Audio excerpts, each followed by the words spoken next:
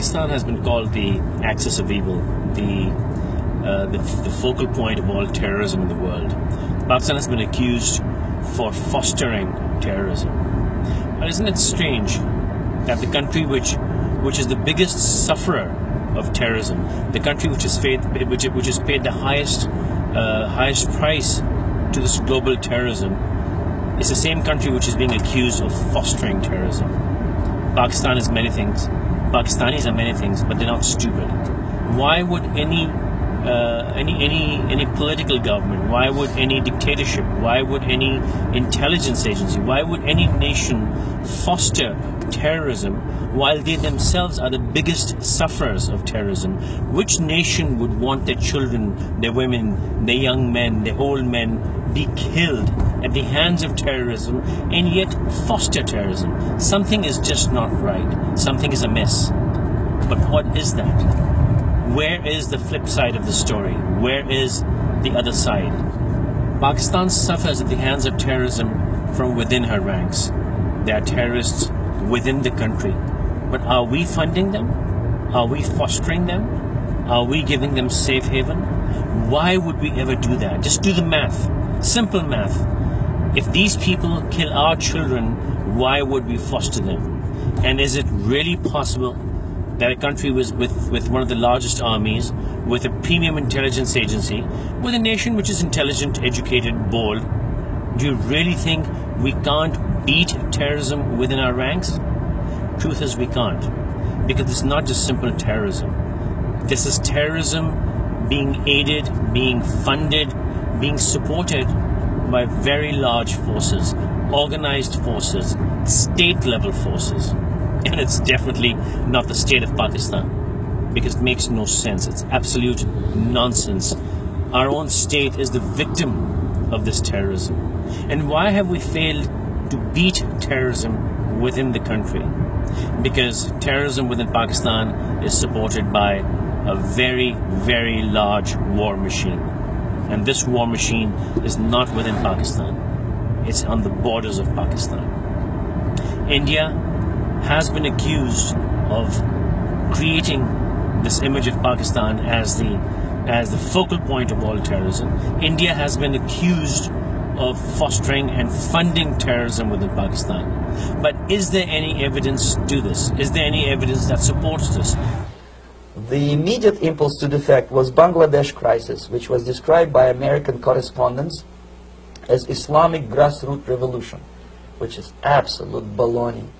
In Bangladesh, it was nothing with grassroots. Most of the Awami League party members, Awami League means People's Party, were trained in Moscow in the high party school. Most of the Mukti Fauj leaders, Mukti Fauj in Bengali means People's Army, same as SWAPO and all kind of liberation armies all over the world, the same bunch of useful idiots. They were trained at Lumumba University and various centers of the KGB in Simferopol, in Crimea, and in Tashkent. So when I saw that Indian territory is being used as a jumping board to destroy East Pakistan, I saw myself thousands of so-called students traveling through India to East Pakistan, through the territory of India, and Indian government pretended not to see what was going on. They knew perfectly well, the Indian police knew it, the intelligence department of the Indian government knew it, the KGB of course knew it, and the CIA knew it. One of my colleagues in the Soviet consulate in Calcutta, when he was dead drunk, he ventured into the basement to relieve himself, and he found big boxes which said printed matter to Dhaka University. Dhaka is the capital of East Pakistan. And since he was drunk and curious, he opened one of the boxes and he discovered not printed matter. He discovered Kalashnikov guns and ammunition in there. Anyway, it's a long story. When I saw the preparations for the invasion into East Pakistan, obviously I wanted to defect immediately. Pakistan is simply not enjoying the cordiality of the United States at the moment because it's looking out for its own national interests. President Obama, Prime Minister Cameron have surrendered in Afghanistan. They're pulling out troops. They're going to leave Pakistan with an enormous mess to clean up. And what the Pakistanis are doing is what all countries need to do, and that's look after their own national interests. And what Senator Graham, Secretary Clinton, Senator McCain, President Obama, they want the Pakistanis to do our dirty work for us. And the Pakistanis have simply said, we've supported you for 11 years, we can't do it anymore, you're killing our stability. The Pakistanis have helped us more than anyone has a right to expect. And now we're there 10 years, we haven't won the war, we're going to leave without winning, we're leaving the Pakistanis with a mess. What do you mean when you say a mess? Well, Afghanistan, they cannot tolerate Karzai's government. Karzai's government is close to the Iranians, it's close to the Russians, it's closer to the Indians of all people, and it poses a threat to Pakistani security on their western border. Taliban will listen to the Deobandis much more.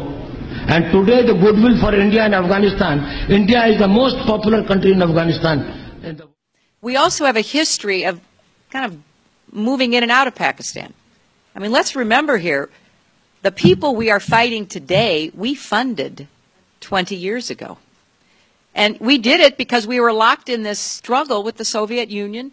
They invaded Afghanistan, and we did not want to see them control Central Asia. And we went to work. And it was President Reagan, in partnership with the Congress, led by Democrats, who said, you know what, sounds like a pretty good idea.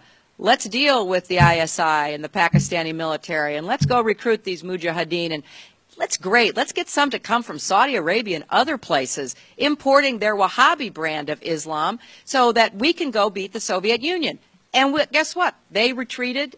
They lost billions of dollars, and it led to the collapse of the Soviet Union. So there's a very strong argument, which is, wasn't a bad investment to end the Soviet Union, but let's be careful what we sow because we will harvest.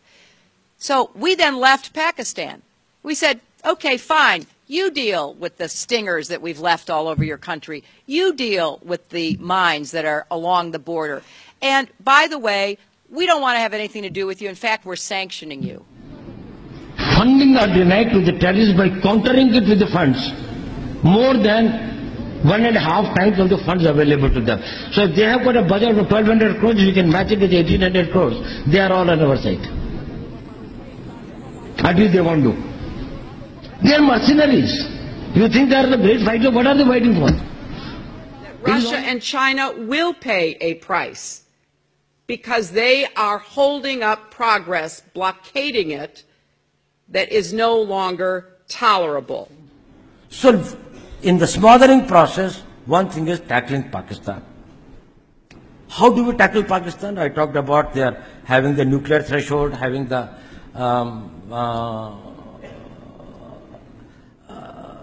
strategic weapon systems, missiles, strategic partnership with China. India is having a long border with China and Pakistan. How do we tackle with it? The goal, once again, is to destroy Pakistan as an energy corridor between Iraq, Iran, other countries in the Middle East that produce oil, and China, because that's where a pipeline could go. The pipeline could start in Iraq, it could go to Iran, it can go up through Pakistan, cross the Himalayas, above Kashmir, go into China. This would be oil going towards China and Chinese economic influence coming into the Middle East and essentially cutting out the Anglo-Americans. And how is that going to happen, the destruction of Pakistan?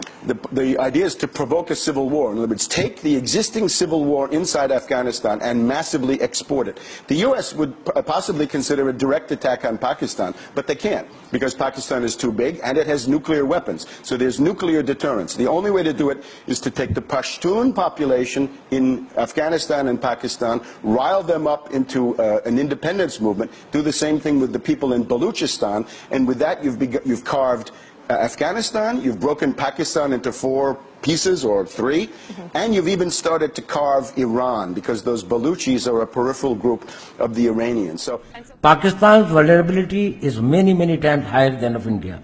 Once they know that India has shifted its gear from the defensive mode to defensive offense, they will find that it is unaffordable for them. You can do one Mumbai, you may lose Baluchistan. Do the same thing with the people in Baluchistan, and with that you've carved They have to stop the civil war in the country.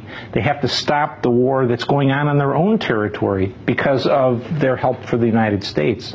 With unlimited money, a group of essentially desperate and poor and mentally challenged individuals, bring in some junk weapons and you've got a case and you can inflame public opinion and direct that against your foreign target, which is what they're doing in this case, and it's Pakistan. Pathankot airbase पर हुए आतंकी हमले में पाकिस्तान का सीधा हाथ अब सामने आ गया है। हाँ बेटा, कहाँ हो? मैं फिदायीन मिशन पर हूँ। बेटा, जान देने से पहले खाना खा लेना। Now when we come into the defensive offense, then we start working on the vulnerabilities of Pakistan. It can be economic, it can be internal security, it can be political, it can be their isolation internationally, it can be their this thing like that, of exposing their terrorist activities, or it can be anything. It can be defeating their policies in Afghanistan, making it difficult for them to manage internal political balance or internal security. I'm not going into those details. Based on the evidence publicly available about the sinister and horrible plans of India to destabilize the region, I think it is time the world recognizes the real threat. Pakistan is not the real threat to the world. Pakistan is not the real threat to the region. Pakistan is not the axis of evil that is made out to be. Pakistan is not the nation fostering terrorism. There's nowhere on earth Pakistan's government, Pakistan's establishment, army, and the people of Pakistan would foster terrorism, because the terrorism in this region is hurting no one more than Pakistan itself. It won't take anything more than common sense to understand that Pakistan has no interest in terrorism. Pakistan is paying the highest price of this terrorism. It is time for the global community to take action against the real supporter of terrorism in this region, that Pakistan will not sit back and be hurt and damaged like this. We know how to defend ourselves. We know how to protect ourselves. Pakistan and every Pakistani knows how to fight the terrorism, the enemy, and the dangers within our ranks and those beyond our borders. We will defend ourselves at any price, at any cost.